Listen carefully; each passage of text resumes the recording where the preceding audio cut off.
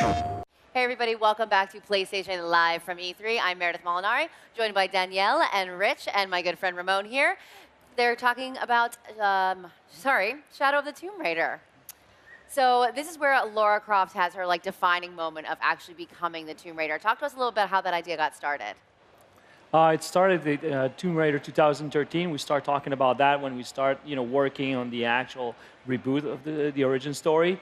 We knew where we wanted her to start. We knew where we wanted her to end, and that was the most important thing. So when we started in 2013, she was fresh out of university. She was exploring. She was, discovering what it means exactly to be a Tomb Raider.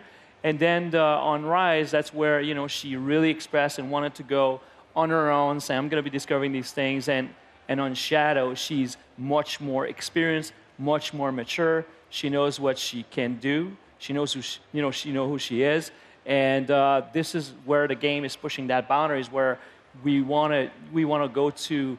Before that was all about actions and consequence, but the action of other people, she had to deal with the consequence of that. And this time around, she has to deal with the consequence of her own actions.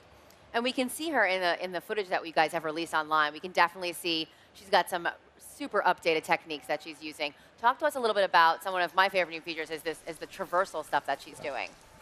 For the traversal, one of the things that is important for us, it's really to bring the aspect of survival, keep that, but also having a much more experienced Lara. Like, for example, on Rise, you always have to climb up, and then when you were going down, you were dropping or going down a slope to come back.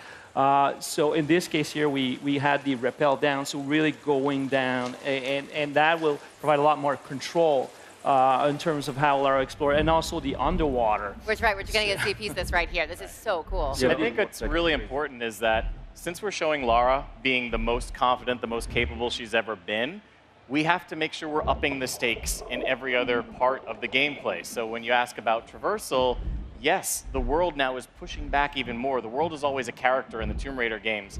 And so the world is protecting its secrets, so it's going to make it even more challenging for her. So there's a little bit of a, how am I going to get up there? You've got the rappel, you've got the wall run, you've got the swing. So these are all things that add a layer of difficulty to the exploration and the traversal. Nice. And now she's fighting eels in the underwater? Absolutely. Well, if you're going to, so our fans have been asking us for swimming. It's one of the things that was always a hallmark of the previous Tomb Raider games, the classic ones.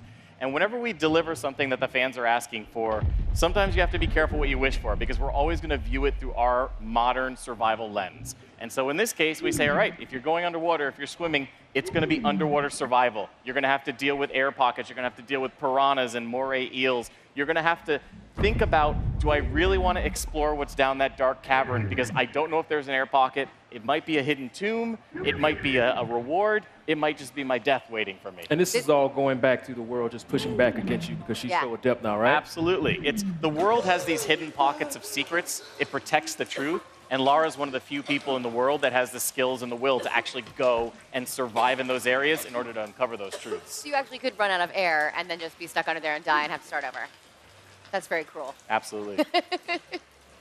Okay, so right now, are we going to see one of the tombs that are going to be in this game? Yes, this is absolutely the entrance. So what Lara's doing here is so here she goes talking about have to find the tomb. Good segue. So what Lara's doing here is she is unraveling a mystery, and she knows that Trinity is hunting for this relic, and Lara wants to find it first. And this is to Dan's point when he was talking about Lara, really being on this journey where she feels like she's the only one that can take the fight to Trinity, the only one that can defeat them. That's actually going to lead to her being a little bit more aggressive and making a rash decision that's going to trigger the Maya apocalypse. Yes. So what are some of the new gameplay systems you're most excited for people to try out? What are the most successful, and what are the gameplay systems you're most excited about? The gameplay system I'm most excited about is, I would say, about the underwater is one of the things, because not only you see it here, it's about survival in anything, but there's moments there of full exploration. It's scary, but it's full exploration. It's very open, and you can explore. Also, all the system of the hidden city all the interaction that you have with people. It provides a certain depth to the character you've never seen before with interacting with all these people and learning about the culture and learning about the world, because this is going to be the most Tomb Raiding of all the Tomb Raiders of the origin story. And that was important for us because that was the trajectory. So going and finding your first living, breathing tomb, that is something very special. And I also love the combat because we really, again, if Lara's going to be at the height of her experience, at the height of her skills, we have to make sure that we're upping the challenge for the player. And so you are starting with a Lara that's very capable, very calculating, but Trinity has her outgunned, outnumbered. They have better tactics. You know, they're bringing their A game to try and make the Maya apocalypse happen so they can shape the world in their vision. So Lara has to use a lot more tactics, and so we really increase the number of stealth options at your disposal, the number of assault options at your disposal. So you've still got choice in how you play. And one of the things I'm most excited about is, in previous games, if you were in stealth and then you got found, you go into assault and the enemies always knew where you were. You could not get back into stealth, so we've completely overhauled it so that the enemy AI will eventually give up looking for you. So you can hide up in the trees, you can evade them for long enough that they will then go back to their normal patrols, and then you can re-engage on stealth. Well, and the jungle is the perfect environment for that because you see it's so lush. There's all these, high grass you can hide, and then the trees, and you guys climb up there.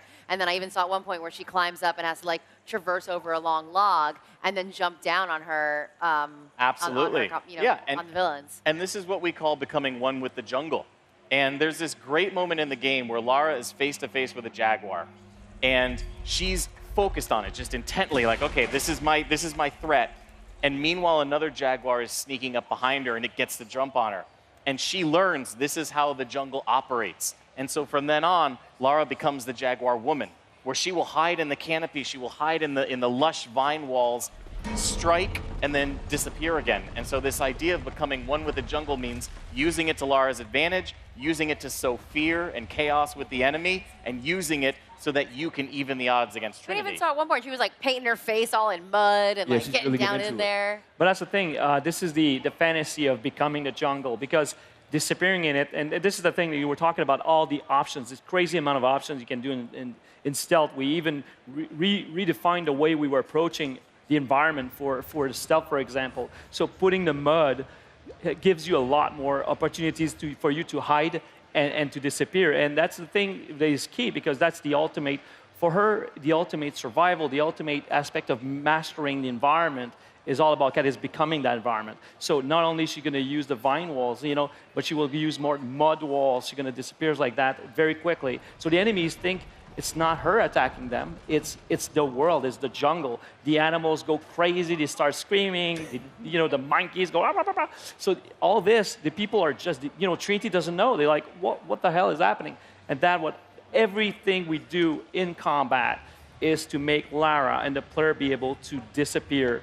And we even add a new AI component in there where the AI doesn't look for you anymore. It looks for potential threat. So you can play with them to do whatever you want with them, like a cat and mouse gameplay type thing. They'll go where they think Lara was. And you can use that fear against the enemy. Distract them and you can distract them, nice. Or you could shoot an arrow behind a guard. He'll turn around quickly and fire where he thinks the arrow is coming from. He could maybe hit one of his soldiers. We have a crafting mechanic where you could make an arrow called the Jaguar's Fear, hit an enemy with it. He'll start to see visions, and he will then start shooting at his friends, saying, "You're one of them." So it's a great way to even the odds. Even the mud that Dan was talking about, one of my favorite moments is if you go head on with an enemy and do a takedown, if another guy is close enough to see it, he'll be like, "Oh, what's going on?"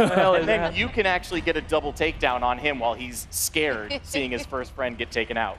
Seems like there's tons of options to take down enemies in this version of Tomb Raider. Absolutely. Tons of combat, but again, also, we really wanted to make sure that there was a great balance. We have to up the ante in everything. So we already talked about the traversal. We talked about the underwater survival. But when you talk about the hubs as well, Dan mentioned it's the biggest hub we've ever built in a Tomb Raider game. So yes, we're going to take you on that roller coaster ride. We'll give you the action. But every now and then, we're going to pause the narrative. We're going to open up the world and say, okay, explore at your pace. There is tons of side quests, tons of challenge tombs tons of people to interact with who are going to give you things to do. Social puzzles, which is a new type of experience that we have, where you have to figure out who wants what and help them get it in order for them to help you. Kind of like an RPG mechanic that you're adding into it a little bit? It's not so much an RPG as it is understanding the world and learning how, like a puzzle. You know, we look at a puzzle element in combat, in traversal, as well as in the hubs. How do I make the world do what I want it to do? That's really cool. Yeah, that's really cool. So we're starting to run out of time. What's the one last thing you want to tell everybody out there about why Tomb Raider is going to be the best ever in the franchise? Yeah, I think it's really exciting because for the fans who have been with us from the beginning, they know that this is the culmination of Lara's origin story. So this is Lara becoming the Tomb Raider she's meant to be. It's her achieving her destiny. For the new fans that are coming along who maybe didn't play the previous ones, it's great because the stakes have never been higher. This is the perfect time to jump in. This is the Maya apocalypse. This is Lara racing against Trinity to save humanity. So we're really excited for everybody to experience it on September 14th. September 14th. We don't have to wait too long. Don't wait too long. All right, Ramon, thank you so much for joining me. Danielle, Rich, thank you so much for joining us as well. All right, guys, so Shadow of the Tomb Raider comes out on September 14th. Stick around. We have a lot more coming up on Live at E3. PlayStation